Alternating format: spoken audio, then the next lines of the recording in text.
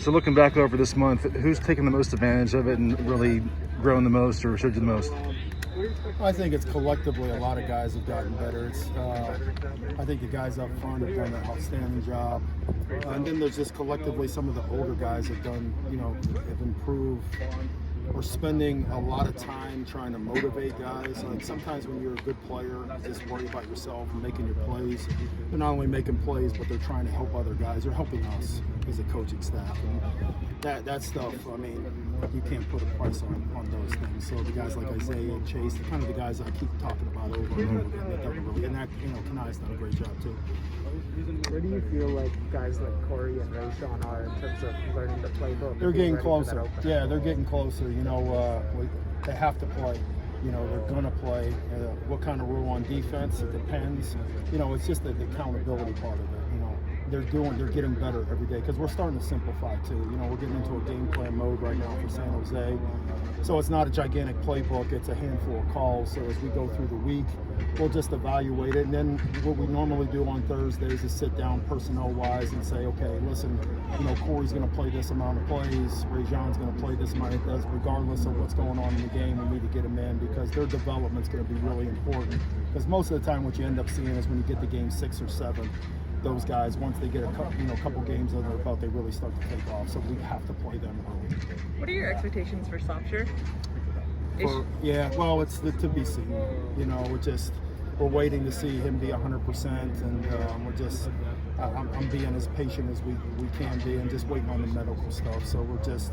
It's a kind of a work in progress, but he's working. That's all we can ask of right now. And when they clear him, we'll try to get him in. He'll be part of that rotation. He's a talented guy. It's just we're waiting on him. What clarity do you have for that spot overall? Just your plan there at nose tackle? Oh, at nose tackle, Jamar is back. Stanley's been doing some really good things, and we have some flexibility with some of the other guys. So we're going to be fine. It'd be nice to have a handful more guys so we can rotate those guys in because the D-line part of it's a little bit tricky. The starters like Tooley and those guys, they can go 75-80% of the plays early, but when you get into week 8 or 9, that pays, you have to pay the price on that. So you'd like to have somebody that you can kind of rotate in and just get a rotation to kind of save those guys because you want to play really good ball in December. And that's the only thing I get worried about. Overall depth early in the season, I'm cool with.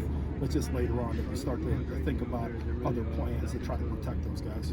San Jose State has a game this weekend. Do you see that as an advantage, a disadvantage? Like they're going to have one game in? Yeah, it's a kind of a double-edged sword because you get an opportunity to see, the people that they're going to play now. They lots of 2 really good receivers, so you get a chance to see those guys. And but when you get game experience, it's hard to simulate that in practice. But it's like anything else.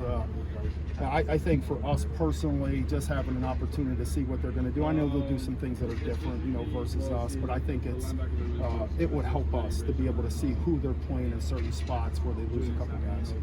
Does the flexibility you're talking about on the defensive line in terms of being able to move guys like Tooley and Nick inside change what you are able to call this year compared to last? No, not really. I think those guys they're different athletes than what we have, but they're still young.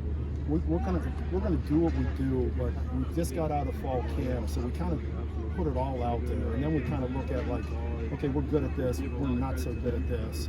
So we start to trim that down, and then we look at an opponent and say, okay, these are the things that we're good at, what we need, so it gets trimmed down some more, and then we can just go out here and just rep it over and over again. So to have those guys are very athletic, which is really nice to have, and they're super football smart. And that's the one thing. Vic does a really good job, but those guys are really sharp people, academically, socially, and they can pick it up really quick. Who stood out to you on the other side of the ball? You guys spent a lot of time in team periods. You had a lot offensively? Going up. Yeah, offensively. Our guys, Anybody kind of stood out to you? The main hitters. I think Keenan's he's throwing the ball like he's ripping it, and Drake is Drake, and the offensive line has done a really good job of just.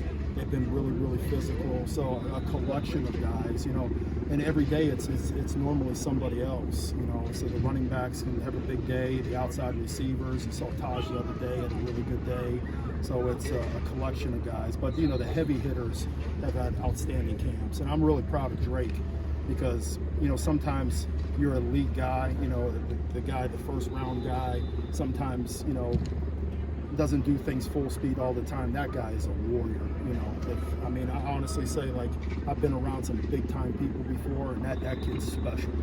It's special, dude. With Chase Williams, what was the area you wanted to see him take the biggest growth from last year, and then how has he done that for you? Just the overall range, you know, those type of things, tackling, and he's just been outstanding. I mean, he knows this package as well as we do. I mean, he's running around, he's making calls, he cares. We're working on the side with him. He just wants to do football. That he's a sponge. He does an incredible job with the younger guys, you know, and try to, you know, bring them over because, you know, he's an older vet. He's trying to teach the younger guys how to do things. He's just been outstanding. Nothing but high praise for him. Thank you, Coach.